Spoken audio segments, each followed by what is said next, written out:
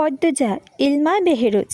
আসসালামু আলাইকুম, আমি মরিয়ম আপনাদেরকে পদ্মজা উপন্যাসটি এখন পাঠ করে শোনাবো। পর্ব 31। দুজনের গায়ে মুর্শিদের আনা নতুন সোয়েটার। পদ্মজা যখন মুর্শিদের হাত থেকে সোয়েটারটা পেল তখন আবেগে লুকিয়ে রাখতে পারেনি, মুর্শিদের সামনেই হাউমাউ করে কেঁদে দিল। তার কান্না মুর্শিদের হৃদয় স্পর্শ করে, কিন্তু মুর্শিদ নিজের অহংকার বোধে আরনায় দুর্বল প্রকাশ করে না। পরিস্থিতি থেকে বাঁচতে বাড়ি থেকে বেরিয়ে যান, ফেরেন অনেক রাতে। পূর্ণা হাটের মাঝে বলল, আব্বা পছন্দ ভালোই তাই না আপা? কিসের পছন্দ? সোয়েটারগুলো কি সুন্দর। পদ্মজা হাসতে সামনের দাঁতগুলো ছিলিক দিল। হাতের ডান পাশের ধান ক্ষেতের ডগায় থাকা বিন্দু বিন্দু জমে থাকা শিশিরগুলো রোদের আলোয় ঝিলমিল করছে। অনেকে হাতে কচি নিয়ে প্রস্তুতি নিচ্ছে ধান কাটার। বাতাসে নতুন ধানের গন্ধ। হঠাৎ পূর্ণা চেঁচিয়ে উঠল, আপারে লিখন ভাই।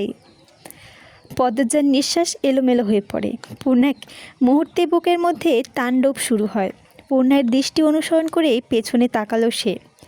লিখন ব্যস্ত পায়ে এদিকে আসছে। তার পাশে 4 ফুট উচ্চতার মগা। পদ্মজার অজানা আশঙ্কায় চোখ ফিরিয়ে নিল। রুদ্ধশ্বাসী পূর্ণাকে বলল, এখানে আর এক মুহূর্তও না। কথা শেষ করে সে স্কুলের দিকে হাঁটা শুরু করে। পূর্ণা অবাক হয়, কিন্তু এই নিয়ে রাগ করল না। লিখন পেছনে পেছনে আসছে। পদ্মজার বুক কাঁপছে বিরতিহীনভাবে, তার চাহনি বিক্ষিপ্ত, হৃদয় অশান্ত। বটগাছের সামনে চিন্তিত ভগ্নিতে দাঁড়িয়ে আছে লিখন। শীতের শুষ্কতায় বটগাছের অধিকাংশ পাতা ঝরে পড়েছে। লিখনের কাছে শীতকাল খুবই অপছন্দের ঋতু। শীত চরম শুষ্কতার রূপ নিয়ে প্রকৃতির উপর জেঁকে বসে থাকে। সহ্য করা যায় না লিখনের, ঠান্ডা লেগেই থাকে। ছোট থেকে কয়েকবার নিউমোনিয়ায় ভুগেছে সে। মনে প্রাণে বিশ্বাস করেন রুক্ষতা, তিক্ততা ও বিষাদের প্রতি মুহূর্ত শীতকাল। লিখন এক হাতে তালু দিয়ে আর এক হাতের তালু ঘষতে উত্তপ্ত সৃষ্টি করে। ভীষণ ঠান্ডা লাগছে। পদ্মজা এত দুটো হাত ছিল যেন মনে হচ্ছিল সে পালাতে চাইছে। লিখন আর এগোয়নি, পালাতে দিল পদ্মজাকে। মগা বলছে পদ্মজার লোকসমাজের ভয় খুব, তাই লিখন এই নির্জন মাঠের পাশে বসে বটগাছের নিচে দাঁড়িয়ে আছে।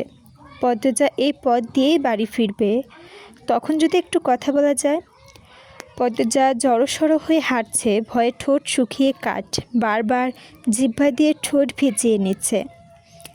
পদ্মজা মিনমিনিয়ে গলায় পূর্ণকে ডাকলো, পূর্ণা রে। পূর্ণা তাকালো। পদ্মজা এদিক ওদিক তাকিয়ে বলল, আমার ভয় হচ্ছে। উনি মাঝপথে দাঁড়িয়ে নেই তো? পূর্ণা চরম বিরক্তি নিয়ে বলল, থাকলে কি হয়েছে, খেয়ে ফেলবে। পদ্মজা আর কথা বলল না। পূর্ণার সঙ্গে কথা বলে লাভ নেই। তখন লিখন শাকে পাত্তা না দেওয়ার জন্য পূর্ণা খুব রাগ হয়েছে। পদ্মজা বরাবরই মাথা নিচু করে হাঁটে, তাই লিখন শাকে দেখতে পেল না। পূর্ণা দূর থেকে দেখতে পায়, কিন্তু এইবার আর পদ্মজাকে আগে থেকে বলল না। সে উত্তেজিত হয়ে ভাবছে, লিখন শাকে যখন আপার সামনে এসে দাঁড়াবে কি যে হবে। লিখন পদ্মজার দূরত্ব মাত্র কয়েক হাত। তখন পদ্মজা আবিষ্কার করল লিখনের উপস্থিত। সে দ্রুত ওড়না ঘোমটা দিয়ে অবধি টেনে নিল। ভয়ে লজ্জায় তার সর্বাঙ্গে কাঁপন ধরে গেছে। লিখনের পাশ কাটার সময় পুরুষালী কণ্ঠ ডেকে উঠল, পদ্মজা দাঁড়াতে চায়নি, তবু কেন যে দাঁড়িয়ে গেল। লিখন 2-1 পা এগিয়ে আসে, পূর্ণার ঠোঁট টিপে সেই দৃশ্যটা গিলছে। লিখন উসখুস করতে শুরু করে, কথা গুলিয়ে ফেলছে। পদ্মজা লিখনকে পেছনে ফেলে সামনে এগিয়ে যায়। লিখন হতভম্ব হয়ে অবাক চোখে চেয়ে রইল। পূর্ণা বলল, আমাকে বলুন, আমি বলে দিব। লিখন পকেট থেকে একটা চিঠি বের করে অনুরোধ ছড়ে বলল, দয়া করে তোমার বোনকে দিও, আমি কাল বিকেলে ঢাকা চলে যাব। পূর্ণা হাসি মুখে চিঠিটা হাতে নিয়েও বলল, আপনার আগের চিঠিটা প্রতিদিন পড়ে। কথাটা শুনে লিখনের ঠোঁটে হাসি ফুটে ওঠে। পূর্ণা চিঠি নিয়ে দৌড়ে ছুটে যায় পদ্মজার দিকে। লিখন আর পিছু নিল না। পূর্ণা আসতেই পদ্মজা ধমকে উঠল, কী কথা বলছিলি এত? কেউ দেখলে কি হতো? তুই আমার কথা কেন ভাবছিস না? পদ্মজা কাঁদো কাঁদো স্বরে পূর্ণা চুপসে গেল। সত্যি সে বেশি করে ফেললো? পূর্ণা আশপাশে তাকিয়ে দেখে কেউ আছে নাকি। সত্যি কেউ দেখে থাকলে কেলেঙ্কারি হয়ে যাবে। পূর্ণার চোখ নামিয়ে চুপচাপ হেঁটে বাড়ি চলে আসে। হঠাৎ বৃষ্টির আতঙ্কে কারণে চিঠির কথা পদ্মজাকে বলে হয়ে ওঠে না। গধূলি বিকেল হেমলতা পদ্মজাকে ফরমাইশ দেন, পদ্ম কয়েকটা টমেটো নিয়ে আয়। আচ্ছা মা। পদ্মজা লাহারি ঘরে ডান দিকে দিয়ে 2 মাস আগে মোর্শেদ এদিকে সব ঝোপজঙ্গল সাফ করে টমেটো ছোটোখাটো ক্ষেত করেছেন। লাল টকটকে টমেটো। হেমলতা রান্নার ফাঁকে বারান্দায় দিয়ে উকি দিলেন। মোর্শেদ আর পান্ত কিছু নিয়ে বৈঠক করেছেন। হেমলতা ফোঁস করে নিঃশ্বাস ছাড়লেন। বসন্তী নামক মানুষটির কী কারণে ত্যাগ করলেন মোর্শেদ জানতে ইচ্ছে করলেও হেমলতা এ বিষয়ে কোনো প্রশ্ন করলেন না। তবু এইটুকু বুঝেছেন মোর্শেদ বাইরে ঘোর কেটে গেছে, যার ফলস্বরূপ সংসারে তার মন পড়েছে। হেমলতা খুব সমীহ করে চলেন। তবে হেমলতা জানেন মোর্শেদ পদ্মজাকে নিয়ে নিজের মেয়ে হিসেবে এখনও মেনে নেননি, তা নিয়ে মাঝে মধ্যে খোঁচা দেন। এত অবিশ্বাস্য মানুষটার। পদ্মজা সাবধানে ক্ষেতের মাঝখানে গেল। টমেটো ছিঁড়তে গিয়ে মনে পড়ে গেল তার লিখনের কথা। মনে মনে ভাবল, কেন এসেছেন উনি? কী বা বলতে চেয়েছিল জানার জন্য ব্যাকুল হয়ে উঠে পদ্মজার মনটা। আপা একটা কথা বলি। পদ্মজার চমকে পেছনে তাকালো। হঠাৎ পূর্ণার আগমনে ভয় পেয়েছে। বুকে ফু দিয়ে বলল, বল। রাগ করবে না তো? পদ্মজার চোখে ছোট ছোট করে তাকালো, বলল, করব না। পূর্ণা লিখনে দেওয়া চিঠিটা দেখিয়ে বলল, লিখুন ভাইয়ার চিঠি। পদ্মজার ছো মেরে চিঠিটা নিল। আর এহেন ব্যবহার পূর্ণা অবাক হলো বটে, সেই সঙ্গে সঙ্গে মনে খুশিও হলো বোনের আকুলতা দেখে। পদ্মজার দ্রুত চিঠির ভাঁজ খুলল। পূর্ণা বাড়ির দিকে তাকিয়ে দেখছে কেউ আসছে নাকি। পদ্মজা পড়া শুরু করলো। প্রিয় পদ্মফুল, 4 মাস কেটে গেল। 4 মাসে একটু অবসর মেলেনি, কিন্তু মনে হয়েছে এক আকাশ ছটফটানি। তোমার মনের কথা তো জানাই হলো না। তোমার অলন্দপুরে প্রায় প্রতিটা বাড়ির ছেলের স্বপ্ন তোমার ঘরে তোলার, তাই সারাক্ষণ ভয়ে ছিলাম আমার অনুপস্থিতিতে কেউ তুলে নিয়ে নেয়নি তো। 3 দিনের সময় নিয়ে চলে এসেছি শুধু একবার দেখতে আর জানতে। তুমি কি আমার জন্য অপেক্ষা করবে মেট্রিক পরীক্ষা অবধি? অপেক্ষা করলেই হবে। এরপর আমি মা আর বাবাকে নিয়ে তোমার মায়ের কাছে আসব। উনির কাছে অনুরোধ করব তোমার পড়া শেষ হলে যেন সঙ্গেই বিয়ে দেন। উনি কথা দিয়ে অনেকটা নিশ্চিন্ত হতে পারবো। এখন অনিশ্চয়তায় ভুগছি। আমি গুছিয়ে লিখতে পারছি না। আজ কয়েকটা চিঠি লিখেছি, একটা মন মতো হয়নি। অনুগ্রহ করে তুমি মানিয়ে নিও। ফুল দুটি মার্জনা করো। ইতি লিখুন শাহ। বাড়ির সবাই ঘুমে। পদ্মজা চুপে চুপে উঠে বসে পড়ার টেবিলে। রাত অনেক। গাছের পাতায় নিশ্চিন্ত শিশির বিন্দু জমেছে। এরপর ভোর রাতে টিনের চালের শিশির কণা বড় বড় ফোঁটায় বৃষ্টির মতো ঝরছে। গা হিম করা ঠান্ডা। তা উপেক্ষা করে পদ্মজা হাতে কলম তুলে নিল। সাদা কাগজে লিখল, অপেক্ষা করব। এরপর কাগজটা ভাঁজ করে বালিশের তলে রেখে শুয়ে পড়ল। ফজরের নামাজ আদায় করে 4 ভাই বোন পড়তে বসে। পড়ায় মন টিকছে না পদ্মজার।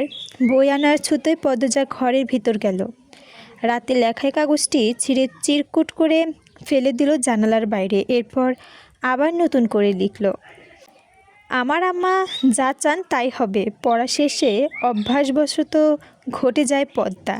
হাতের মুঠোয় 3টে চিঠি, 2টো লিখনের আর তার একটি লেখা। পূর্ণাও পাশে।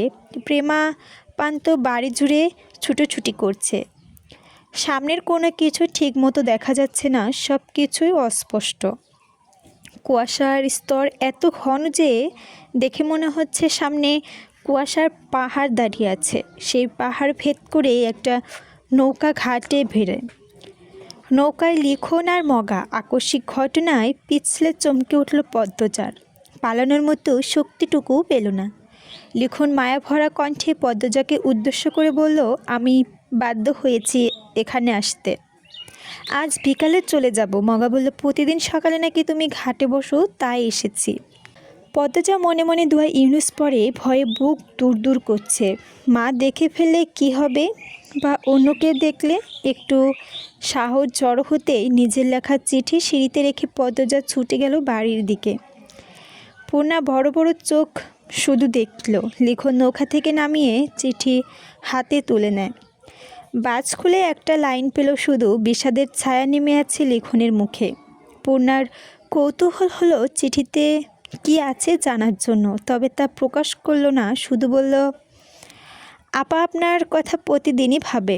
1996 সাল। পদ্মজা থেমে থেমে কাঁপছে, মুখ লুকিয়ে রেখেছে হাঁটুর উপর। তুষার কালো চাদর টেনে দিল তার গায়ে। পদ্মজার চোখ তুলে তাকালো, বিষাদ ভরা কণ্ঠে বলল, সেদিন আমার লেখা প্রথম চিঠিটা কুটি কুটি কেন করেছিলে জানি না, ইচ্ছে হয়েছিল তাই করেছি। তবে জানেন, আমি একদম ঠিক করেছিলাম। সেই দিন যদি আমি কথা দিয়ে দিতাম, আমার কথা ভঙ্গ হতো। পদ্মজা হাসল। তুষার এক দৃষ্টিতে তাকিয়ে রইল পদ্মজার দিকে, বলল, লিখনের সঙ্গে আর দেখা হয়নি? পদ্মজার হাতের কাটা জায়গা ফু দিয়ে বলল, হয়েছিল। তাহলে কথা ভঙ্গ হতো কেন বললেন? তুষারের দিকে তাকালো পদ্মজা, এরপর হাঁটুতে মুখ লুকালেন। 1 মিনিট, 2 মিনিট, 3 মিনিট করে কেটে গেল 10 মিনিট। পদ্মজার সাড়া নেই। তুষার ডাকলো, পদ্মজা শুনতে পাচ্ছেন? পাচ্ছি। আপনার কি কষ্ট হচ্ছে? হচ্ছে। মুখ তুলে তাকান। পদ্মজা ছল ছল চোখে তাকালো। তুষার উদ্বিগ্ন হয়ে বলল, তোমার কোনো সমস্যা হচ্ছে? তুষারের প্রশ্ন আগ্রহ করে পদ্মজা ভেজা কণ্ঠে বলল, আমার আম্মা আমার সঙ্গে বিশ্বাসঘাতকতা কেন করলো? তুষার ভেতরে ভেতরে চমকালো। হেমলতা নামে মানুষটার সম্পর্কে যা জানে এবং জানালো, তাতে তার সঙ্গে বিশ্বাসঘাতকতা শব্দটা যায় না। পরপরই নিজে সামলাতে নিল। ভালো মানুষের খারাপ রূপ এমন কে শত শত আছে। তুষার সাবধানে প্রশ্ন করল, কি করেছেন তিনি? পদ্মজা উত্তর দিল না, মেঝেতে শুয়ে চোখ বুজল। তুষার গোপনে দীর্ঘশ্বাস ছাড়ল। পদ্মজা এখন আর কিছু বলবে না, সে ক্লান্ত। হাতড়াতে গিয়ে মনের অসুস্থতা বেড়ে যায়। তুষার তাকালো মেয়েটার মুখের দিকে। আঁচল সরে গেছে তার বুকের ওপর থেকে, চাদরের অংশ পড়ে আছে মেঝেতে। তুষার চাদরটা টেনে দিতে গিয়ে আবিষ্কার করল পদ্মজার গলায় কালো খয়েরি মিশ্রণের কয়টা দাগ। কেউ শক্ত করে হাতে চেপে ধরেছিল গলা। হুঙ্কার চাইল সে, ফাহিমা। ফাহিমা কাছেই ছিল, তাই ছুটে এলো। তুষার বলল, আপনি এই আসামির গলা টিপে ধরেছেন? ফাহিমা চট করে বলল, না স্যার, প্রথম থেকে গলার দাগগুলো দেখছি। প্রশ্ন করেছি, মেয়েটা উত্তর দিল না। কপাল ভাঁজ করে ফেলল তুষার। হাজারটা প্রশ্ন মাথায় ভন ভন করছে। মস্তিষ্ক শূন্য প্রায়। পদ্মজা যতটুকু বলেছে, তারপরে 7 বছরের কাহিনী জানা পর্যন্ত শাস্তি মিলবে না। মাথায় কাজ করে না। করলেও তুষার সিগারেট টানে। সেই বেরিতেই গেল।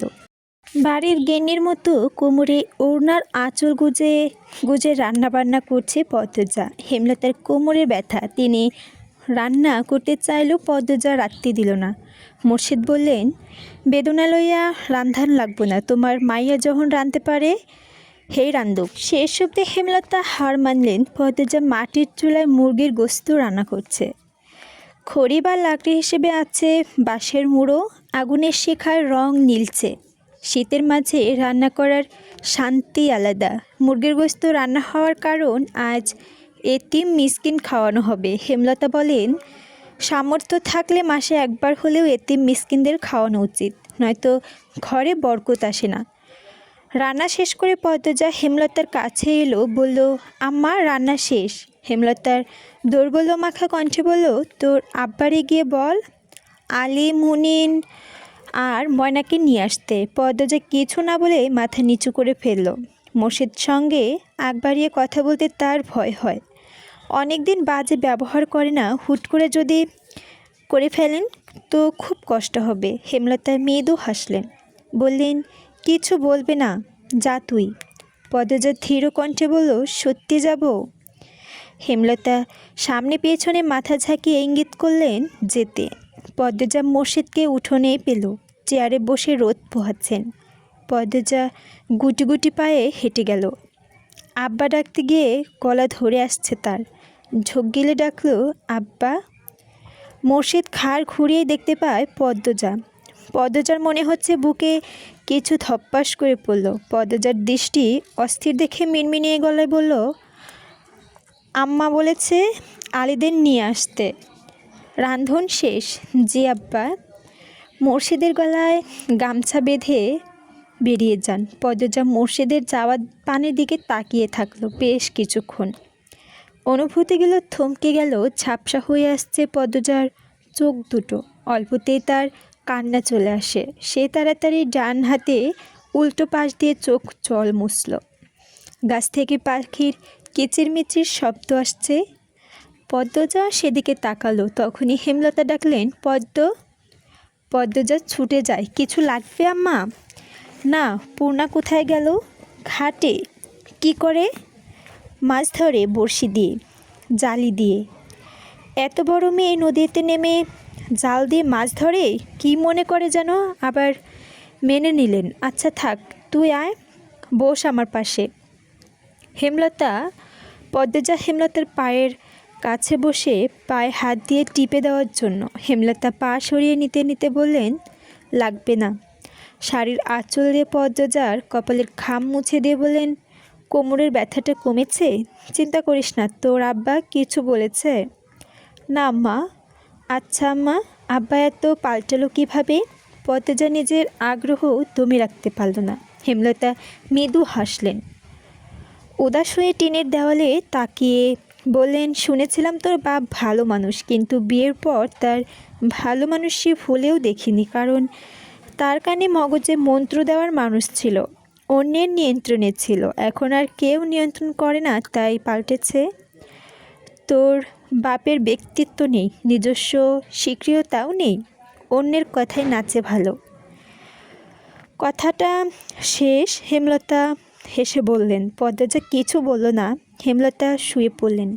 আর সারা দিন বিশ্রাম নেবেন। আগামীকাল অনেক কাজ, অনেকগুলো কাপড় জমেছে। রূপ ক্ষণিকের, গুণ চিরস্থায়ী, এটা আব্বাছের বয়সে এসে বুঝেছে। পদ্মজার শীতল কণ্ঠে কথার তীরে হেমলতা ভীষণভাবে বিস্মিত হলেন। তিনি সেকেন্ড কয়েক ভাবলেন, তারপর আর পারলেন না।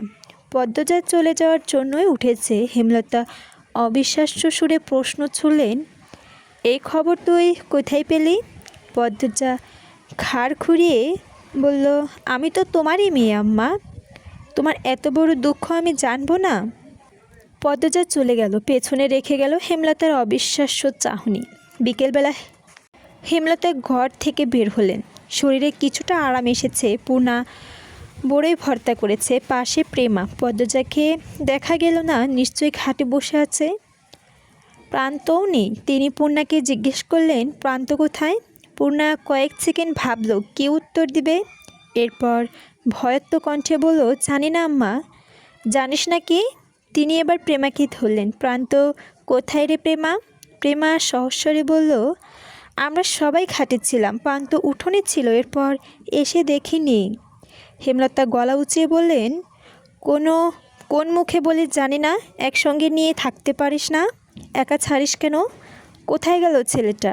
হেমলতা ধমক ঘাট অবধি পৌঁছে যায়। পদ্মজা বাড়ির ভেতর থেকে ছুটে এসে প্রশ্ন করে, কি হয়েছে আম্মা? প্রান্ত বাড়ি নেই, সেটা আমাকে কেউ বলল না। দেখ দুটোকে, বসে বসে বড়ই ভর্তা গিলছে। দিন দিন অবাধ্য হচ্ছে মেয়েগুলো। পূর্ণা ভয়ে জড়সড় হয়ে বসে আছে। প্রেমা হেমলতার ধমকে ভয় পাচ্ছে, কিন্তু অতটাও না। হেমলতার মন কুগাইছে। তিনি নিজ ঘরে যেতে পদ্মজাকে বললেন, বের হচ্ছি আমি, সাবধানে থাকবি। তখন দুজন লোক প্রান্তকে নিয়ে বাড়িতে ঢুকলো। প্রান্তর কপাল বেরিয়ে রক্ত ঝরছে। পদ্মজা উদ্গ্রীব হয়ে হেমলতাকে ডাকলো, আম্মা। এরপর দৌড়ে গেল উঠোনে। প্রান্তকে কাঁদছে। হেমলতা ব্যঙ্গ পায়ে বেরিয়ে আসেন। প্রান্তকে আহত অবস্থায় দেখে ভয় পেয়ে আটকে যান। বুকটা হাহাকার করে ওঠে তার।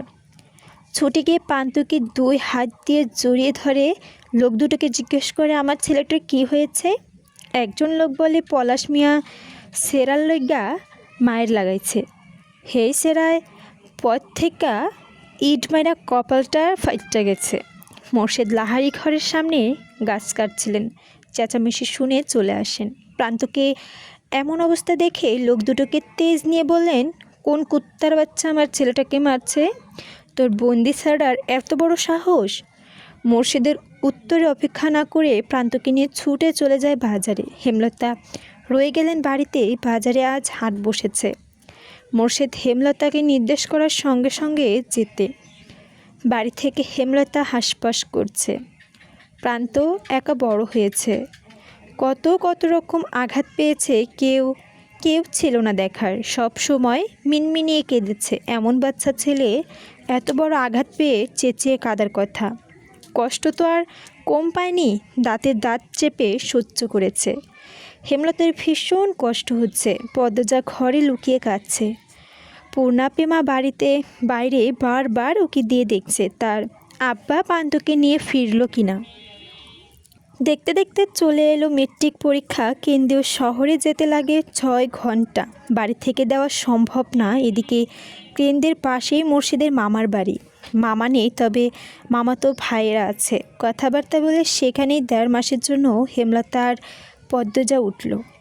মোর্শেদের বাকি 2 মেয়ে আর পদ্মকে নিয়ে বাড়িতেই রয়ে গেছেন। হেমলতা পদ্মজাকে নিয়ে আসার পূর্বে নিজে এসে দেখেছেন পরিবেশটা কেমন। মোর্শেদের 2 মামাতো ভাইয়ের মধ্যে একজন রাজধানীতে থাকে, আরেকজনের বয়স হয়তোবা অনেক হয়েছে। ছেলে মেয়েদের বিয়ে দিয়ে বউ নিয়ে একাই থাকেন। ছেলেরা শহরে চাকরি করে। পদ্মজার জন্য উপযুক্ত স্থান। তাই আর অমত করলেন না। মোর্শেদ যে ভাইটির বাড়িতে আছেন তার নাম আকবর হোসেন। বয়স 60-এর বেশি, তবে আকবর হোসেন স্ত্রী জয়নাবের বয়স খুব কম, হেমলতার বয়সী। হেমলতা আকবর সাহেবের ভাইজান বলে সম্বোধন করেন। দালাল বাড়ি, বেশিরভাগ সময় বিদ্যুৎ থাকে, ফলে পদ্মজার মন দিয়ে পড়তে পারছে। পরীক্ষাও ভালো করে দিচ্ছে। হেমলতা অবশ্য আকবর হোসেনের চোখে চোখ রেখেছেন। হেমলতা শীত প্রকৃতির লোক, তবে বিশ্বাসী। রাতে খাবার আকবর হোসেনের সঙ্গেই খেতে হয়। হেমলতা 1.5 মাস খাওয়ার খরচ নিয়ে এসেছেন। আকবর হোসেন কিছুতেই আলাদা রাখতে দিচ্ছেন না। এভাবে অন্যের বোঝা হয়ে হেমলতার আত্মসম্মানে লাগে। তিনি কথায় কথায় জানতে পারলেন আকবর হোসেন এবং জয়নাবের নকশিকাঁথা খুব পছন্দ। তাই তিনি কিছুদিন যাবৎ নকশিকাঁথা সেলাই করছেন। যতক্ষণ পদ্মজা পরীক্ষা দেয় ততক্ষণ হেমলতা কেন্দ্রের বাইরে কোথাও বসে বা দাঁড়িয়ে অপেক্ষা করেন। অনেক রাত অবধি পদ্মজা পড়ে। আজ অনেকক্ষণ ধরে কী যেন ভাবছে। হেমলতা ব্যাপারটা খেয়াল করে পদ্মজার পাশে গিয়ে বসে জিজ্ঞেস করল, কী ভাবছিস? পদ্মজা এক নজর হেমলতাকে দেখে চোখ ফিরিয়ে নিল। হেমলতা তাকিয়ে রইল জানালার দিকে। পদ্মজা দ্বিধা নিয়ে বলল, রাগ করবে না তো? হেমলতা পদ্মজাকে পরখ করে নিলেন। বললেন, কী জানতে চাস? পদ্মজা এদিক ওদিক চোখ বুলায়। কীভাবে শুরু করবে বুঝে উঠতে পারছে না। 2 মিনিট পর নীরব ভেঙে বলল, দুপুর থেকে আমার খুব জানতে ইচ্ছে করছে। হানিফ মামাকে কে মারল? তোমার সঙ্গে মামার কি কথা হয়েছিল? হানিফ মামাকে মানে তুমি তো অন্য কারণে গিয়েছিলে, কিন্তু ফিরে এলে খুনও হলো। আমি সব সময় এটা ভাবি, কখনো উত্তর পাই না। মনে মনে অনেক যুক্তি সাজাই, কিন্তু যুক্তিগুলো মিলে না। সব যুক্তিই খাপছাড়া এলোমেলো। কাল পরীক্ষা, আর আজ এসব ভেবে সময় নষ্ট করছিস? হেমলতার কণ্ঠ স্বাভাবিক, তবু পদ্মজা ভয় পেল না। তবে কিঞ্চিৎ আশা মনে ভীষণভাবে উকি দিচ্ছে।